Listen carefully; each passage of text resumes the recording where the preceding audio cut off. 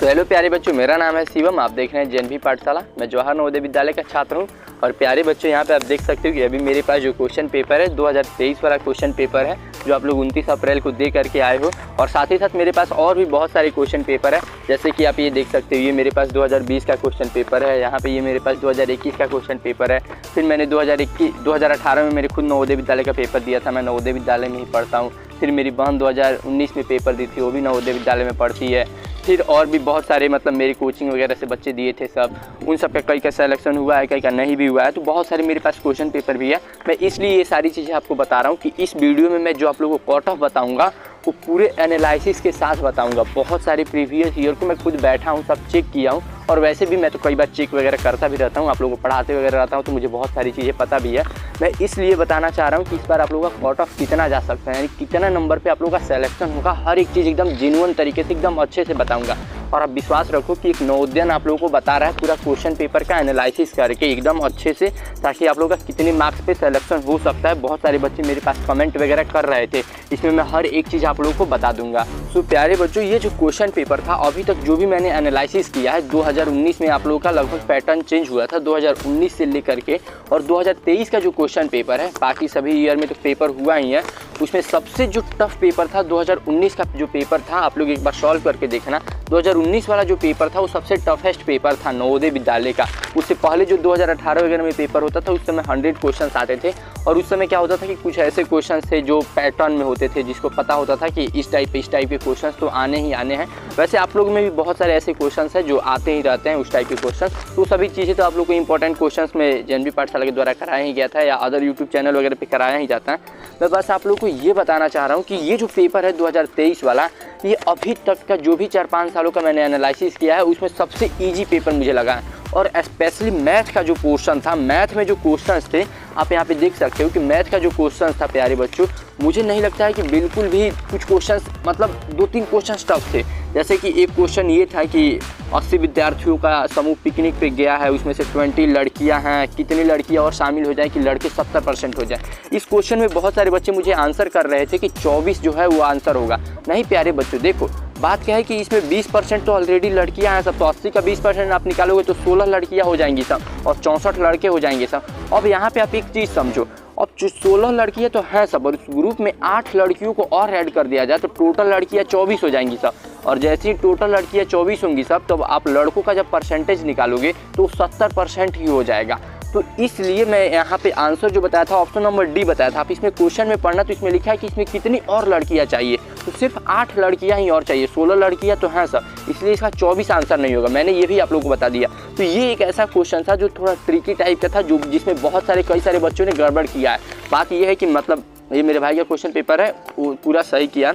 अब यहाँ पे देख लेते हैं एक और जो क्वेश्चन था, जिसमें कई सारे बच्चों ने माइनर मिस्टेक किया है। ये 1250 मीटर लंबी एक रेलगाड़ी वाला जो था, कि किसी दूरी को 2 मिनट में 1 किलोमीटर जाती है, और फिर पूछ रहा है कि 4 मिनट में दूसरे रेलगाड़ी को पार कर लेती है, तो उसका दूसरे रेलगाड़ी का लेंथ बताना था। ये बहुत ट्रिकी टाइप का, ये सबसे इजी क्वेश्चन था। यहाँ पे देखो 2 मिनट में 1 किलोमीटर जाती है, तो 4 मिनट में कितनी जाएगी, 2 किलोमीटर। एक रेलगाड़ी की लंबाई दी हुई है 1250, बस दूसरी लंबाई निकालने के लिए 2000 में से 1250 घटा दो, 750। एकदम इजी टाइप का क्वेश्चन था। तो ये दूसरा आप लोग का इंपॉर्टेंट क्वेश्चन था। ये फिर तीसरा क्वेश्चन था कि कितना अंक अधिक कम पाया है। ये तो इजी क्वेश्चन था। इस टाइप के क्वेश्चन बहुत सारे बच्चों को कराए जाते हैं। फिर एक और जो इम्पोर्टेंट क्वेश्चन था, मैं यहाँ पे बस थोड़ा आप लोगों को इम्पोर्टेंट क्वेश्चंस बता रहा हूँ। वो एक और कोई थोड़ा सा इजी, थोड़ा सा डिफिकल्ट टाइप का क्वेश्चन जो था आप लोगों को प्यारे बच्चों, उसमें एक और 4 समय दूरी वाली था, जो मालगाड़ी की लंबाई है 1 किलोमीटर है, 45 घंटे वाला। ये जो थोड़ा सा था, मैं मान सकता हूँ कि थोड़ा सा ये डिफिकल्ट था। वैसे इस टाइप के बच्चे सारी चीज़ें पढ़ के जाते हैं, तो बस यही था। या नहीं तो एक ये क्वेश्चन कुछ बच्चों को डिफिकल्ट लगा होगा कि क्रय और विक्रय मूल्य का अंतर 240 वाला है, इस टाइप के। इसके अलावा कुछ भी क्वेश्चन इसमें मैथ में ऐसा नहीं था जो बच्चों को बिल्कुल नहीं आता हो। हर एक क्वेश्चन एकदम लल्लू पल्लू था, जो बच्चे जो है थोड़ा सा भी मेहनत किए होंगे तो एकदम ईजिली बना लेंगे। और प्यारे बच्चों, साथ ही साथ जैसे कि और भी किसी ईयर का प्रीवियस ईयर देखोगे, तो उसमें जो लैंग्वेज का क्वेश्चन होता है, उसमें से आप देखोगे कि ग्रामर के बहुत सारे अच्छे क्वेश्चन पूछे जाते हैं। जैसे पिछले साल ही 2022 का आप क्वेश्चन पेपर देखोगे, तो इसमें तो आपसे पर्यायवाची विलोम वगैरह तो पूछा ही था, साथ ही साथ उससे कई बार ग्रामर से एक क्वेश्चन आया था, जैसे पिछली बार ऐसे ऐसे करके, और पूछा था कि ऐसे जो शब्द है यहाँ पे वो कौन सा शब्द है, वो क्रिया विशेषण शब्द होता, और वो बहुत सारे यूट्यूबर्स ने भी गलत आंसर बताया था, बहुत बड़े बड़े यूट्यूबर्स ने। और अब बताओ, जो बड़े बड़े यूट्यूबर्स जो टीचर्स हैं उन लोगों से गलती हो जा रहा है, तो छोटे छोटे बच्चे क्या सही करके आएंगे। लेकिन इस बार मैंने यहाँ पे देखा है कि जो ग्रामर आया था वो काफ़ी ईजी था, काफ़ी ईजी था। यहाँ पे जो आप लोगों से एक वास्तविक शब्द पूछा गया था कि क्या है, तो वास्तविक शब्द विशेषण है। ये बहुत सिंपल तरीके से था, क्योंकि मतलब मुझे नहीं लगता है कि इतना कोई भी बच्चा थोड़ा बहुत भी पढ़ा होगा 5th लेवल पे, अगर पार्ट ऑफ स्पीच के बारे में थोड़ी भी उसको जानकारी होगी तो तुरंत बता देता है यहाँ पे। और साथ ही साथ एक यहाँ पे आकर्षक का पर्यायवाची नहीं है, ये पूछा गया था। ये तो बहुत ही इजी टाइप का था। बन गया में कौन सा क्रिया है, मतलब ये इतनी छोटी छोटी ग्रामर इस बार पूछे गए थे, जिसके लेवल की मैं बता सकता हूँ कि इसमें बच्चों का थोड़ा सा भी, कोई भी बच्चा अगर अच्छा हो, क्षमता का विपरीतार्थक, जब क्षमता का विलोम बताना है और इसमें अक्षमता लिखा ही है। ये सारे क्वेश्चंस इतने इजी थे इस बार लैंग्वेज के कि अभी तक का जितने भी मैंने प्रीवियस ईयर देखे हैं 2019 तक का, उसमें सबसे इजी मुझे लैंग्वेज भी लगा है। लैंग्वेज में मान सकता हूँ कि शायद वो विशेषण वाला एक क्वेश्चन होगा, शायद किसी बच्चे से गड़बड़ हो गया होगा कुछ बच्चों से। बाकी कोई भी क्वेश्चन इसमें ग्रामर में ऐसा नहीं था जो आप लोग के लिए थोड़ा सा भी टफ था। बाकी सारी चीज़ें एकदम ईजी टाइप की थी। और यहाँ पे प्रयुक्त में सही शब्द का अर्थ है, सही मतलब के साथ में, ही तो सभी बच्चों को पता होगा। बहुत छोटे छोटे टाइप के क्वेश्चन थे। और रीजनिंग तो आपको पता है कि रीजनिंग तो मैं इस पर कुछ करता ही नहीं हूँ कमेंट, क्योंकि ये तो बहुत छोटे छोटे टाइप के क्वेश्चंस होते हैं। ये तो बहुत हद तक बच्चों को बस आप ट्रिक समझा दीजिए, बच्चे खुद ब खुद ही कर लेते हैं, खुद के एनालिसिस पे। और कई बार होता है कि बच्चे कुछ पैटर्न वगैरह नहीं करेक्ट कर पाते हैं, तो थोड़ा सा दिक्कत होता है। तो ये रहा पूरा ओवरऑल पूरा प्रीवियस ईयर जो था, इन सभी चीज़ों का एनालिसिस। इसका एनालिसिस करना भी इसलिए भी ज़रूरी था क्योंकि ताकि आप लोग समझ सको कि पेपर कितना इजी टाइप का था। इसके पीछे भी रीज़न ये था कि नवोदय विद्यालय समिति ने पिछली बार क्या किया था कि अपने रूल में कुछ चेंजेस किए थे, और उसमें ये बोला गया था कि उनको कोई भी बच्चा ऐसा नहीं चाहिए जो नवोदय का दोबारा पेपर दिया हो, कोई भी बच्चा ऐसा नहीं चाहिए जो बड़े एज का हो, क्योंकि कई बार ऐसी चीज़ें कर लेते हैं लोग। तो इन सभी चीज़ों की वजह से क्वेश्चन पेपर को भी थोड़ा इजी टाइप का बनाया गया है, ताकि क्लास 5th के लेवल तक के जो बच्चे होते हैं वो उसको एग्जीक्यूट कर पाए, उसमें क्वालिफाई कर पाए। इसलिए क्वेश्चन पेपर को थोड़ा लो बनाया गया है, और नवोदय विद्यालय में जो स्ट्रिक्टनेस है वो थोड़ा बढ़ा दी गई है। तो अब इसके वजह से आपको भी पता है, जब ऐसी चीज़ें होती है कि पेपर ईजी आता है तो जो कट ऑफ होता है वो हर बार हाई चला जाता है। तो आपको हमेशा ध्यान रखना है कट ऑफ से रिलेटेड। आप देखो, अगर इस बार कट ऑफ जो है कहीं भी कट ऑफ होगा किसी भी डिस्ट्रिक्ट का, तो कट ऑफ हाई ही थोड़ा जाने वाला है। क्योंकि मेरे पास भी मैं अपने एक वीडियो डाला था आंसर की वगैरह पे, उसमें कई सारे बच्चों ने जो कमेंट किया है, उसमें कई सारे बच्चों ने ये भी कमेंट किया है कि भैया मेरा 80 में से 80 है, कई सारे बच्चों ने मेरा 78 है, 77 है। इतने सारे क्वेश्चन उन्होंने सही करके आए हैं। खुद मेरा जो भाई है वो 76 करके आया है, और एक जो दूसरा भाई है वो गया था वो 75 करेक्ट करके आया है। और वो काफ़ी मतलब डिसेंट टाइप के बच्चे हैं, ऐसा नहीं है कि बहुत पढ़ने में तेज हैं।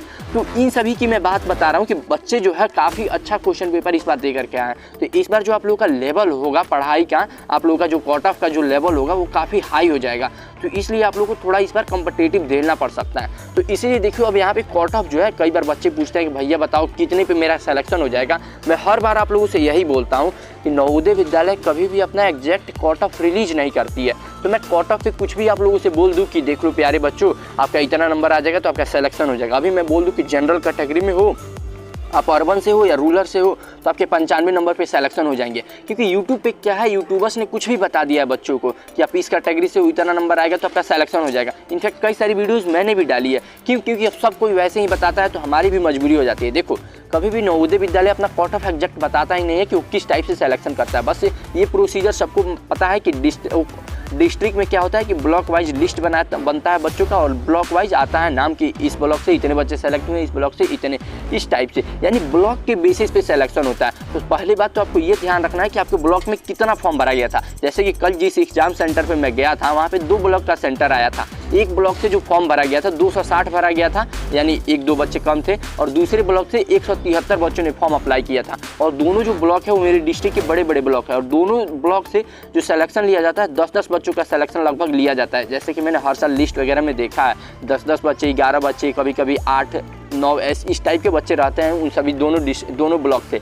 अब आप खुद ही सोच करके देखो कि एक ब्लॉक में 170 बच्चे हैं सब, और दूसरे ब्लॉक में 260 बच्चे हैं सब। तो 260 वाला है, वहाँ पे तो कंपटीशन खुद ब खुद ही बढ़ जाएगा, लेकिन बच्चों का सिलेक्शन उतना ही होगा।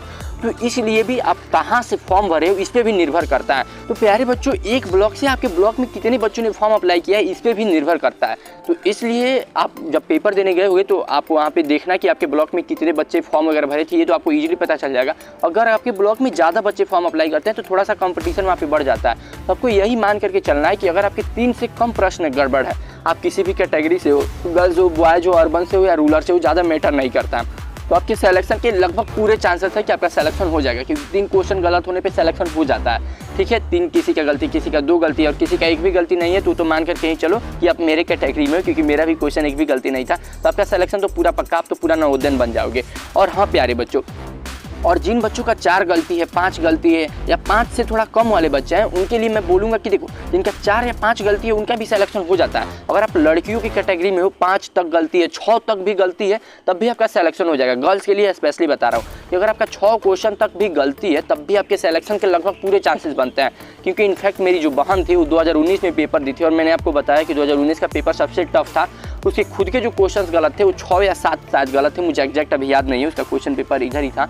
मैं मतलब जहाँ तक मुझे पता है कि 6-7 उसके गलत थे, तब भी उसका सिलेक्शन हो गया था। इनफैक्ट मैंने तो अपने कट ऑफ में उस साल का जो कट ऑफ बताया था उसके हिसाब से मैंने अपनी खुद बहन का बताया था कि उसका सिलेक्शन नहीं हो पाएगा, लेकिन फिर भी उसका सिलेक्शन हो गया।